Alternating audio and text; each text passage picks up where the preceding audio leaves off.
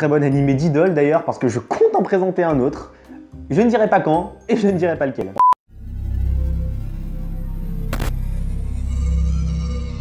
Bonsoir et bienvenue pour ce 34e épisode d'Anime Time. Aujourd'hui, vous l'avez compris, on va parler d'un autre animé d'idol, et aujourd'hui je vous présente The Idol Master.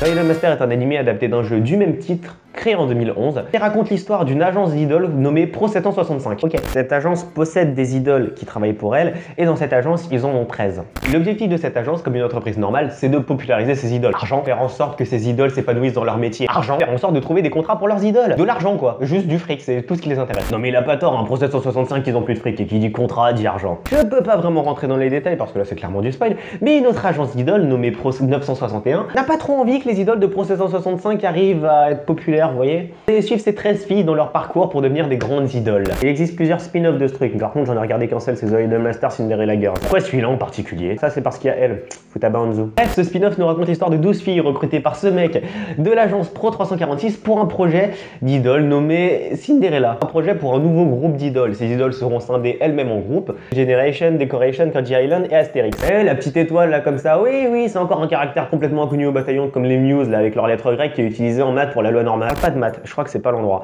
L'objectif de ce groupe d'idoles n'est pas facile à déterminer puisque, contrairement à l'histoire originale, la Pro 346 est déjà une grosse boîte. Mais je vous laisse le soin de découvrir tout ça par vous-même, sinon on va y passer des heures. L'anime, produit par le studio A1 Pictures, a été diffusé au Japon en 2011. The Idol Master et The Idol Master Cinderella Girls sont respectivement en 25 et 26 épisodes, ainsi que des OAV. Et rentrons plus en détail dans les histoires de ces animés d'idoles. C'est assez bizarre comme concept, non? J'aime bien, personnellement, je trouve ça pas mal et certains OAV sont méga stylés. Mais que ça soit Love Live School Idol Project ou The Idol Master, au final c'est un peu du pareil au même. Bon, après The Idol Master est bien, j'ai beaucoup aimé, il n'y a pas grand chose à dire dessus. Pour ma note personnelle, ce sera un 4 étoiles et demi.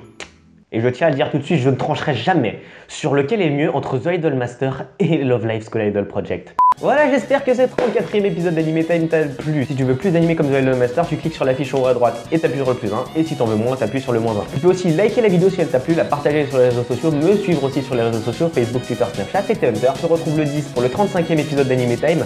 Ça va vraiment partir en vrille. Ciao!